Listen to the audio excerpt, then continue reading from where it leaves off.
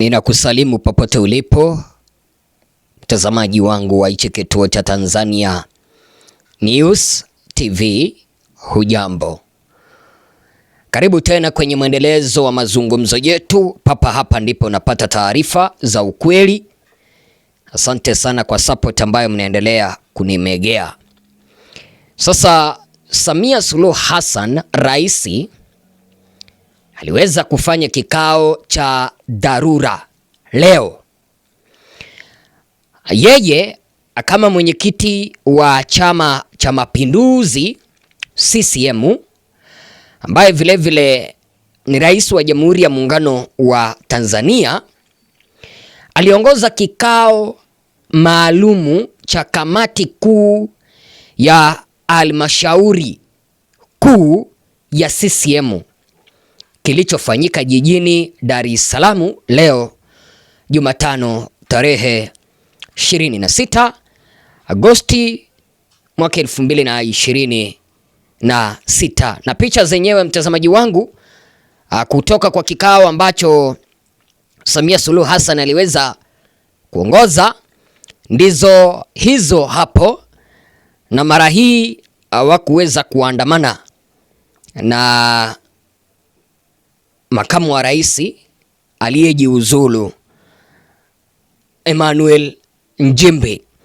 Sasa mtazamaji wangu, hapa bila ya picha ama bila ya uwepo wake Emmanuel Nchimbi, itakueleza kwamba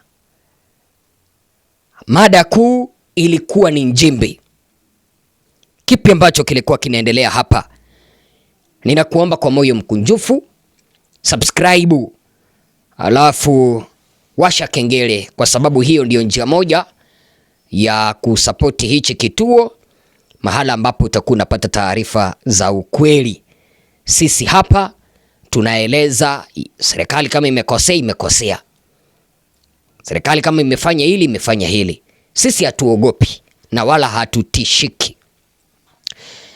Sasa mtazamaji wangu, kwenye hii kamati ya halmashauri kuu ya CCM utaona viongozi mbalimbali, viongozi wa chama cha CCM, wengi wao wakiwa wale machawa ambao wamekuwa wakimsifia sana Samia kwa mauaji na mambo mengi. Nimeweza kumwona Mwigulu Nchemba hapo, yeye kama waziri mkuu, na wingi ambao mtazamaji wangu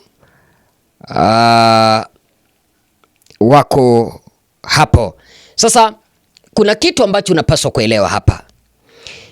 Kikao hichi ambacho kimefanyika leo mtazamaji wangu, kikao cha halmashauri kuu ya CCM kinakuja saa chache baada ya makamu wa rais Emmanuel Nchimbi balozi kutangaza kwamba amejiondoa madarakani.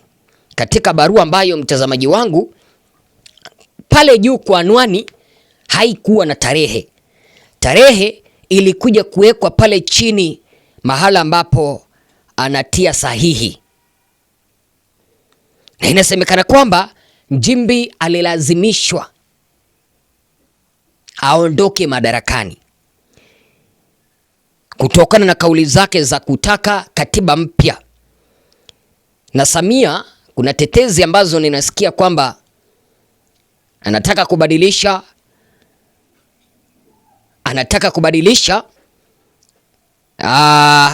katiba, aendelee kuhudumu kama rais, ama ukipenda rais wa kudumu, kama vile Yoweri Kaguta Museveni wa Uganda. Kama ulikuwa makini jana, kipindi ambapo Nchimbi alikuwa anajiuzulu, mtoto wa Samia Bwana Abduli alikuwa upande wa Uganda, walipatana mpaka na mtoto wa Museveni. Ni kipi hicho ambacho walikuwa wanaendelea kujadili pale? Nitakuelezea. Lakini papa hapa mtazamaji wangu, kwenye hichi kikao namba moja, mada kuu ilikuwa ni kujadili namna ambavyo watampata makamu wa rais ambaye watapendekeza jina lake lipelekwe kwenye bunge la muungano Tanzania ili lijadiliwe. Kumbuka kwamba vigogo ni wengi ambao wanakimezea mate kiti hichi cha makamu wa rais. Nitakuelezea hao vile vile. Vigogo hawa, mtazamaji wangu, sasa baada ya Nchimbi kujiuzulu, ilikuwa ni lazima kikao cha halmashauri kuu kiweze kuitwa, kifanyike, kikiongozwa na mwenyekiti wa CCM ambaye vile vile ni Rais Samia, ili kujadili na kuchuja atakaye pendekezwa kuwa makamu wa rais. Kumbuka kwamba baada ya Nchimbi kujiondoa madarakani tarehe 4 Septemba, kwa sababu aliandika barua akisema kwamba kufika tarehe 4 Septemba atakuwa amemalizana kazi ya makamu wa rais. Sasa Samia yuko na siku 14 kutafuta makamu wake wa rais, lakini kumbuka kwamba atakayependekezwa kuwa makamu wa rais lazima awe chawa mkuu wa Samia.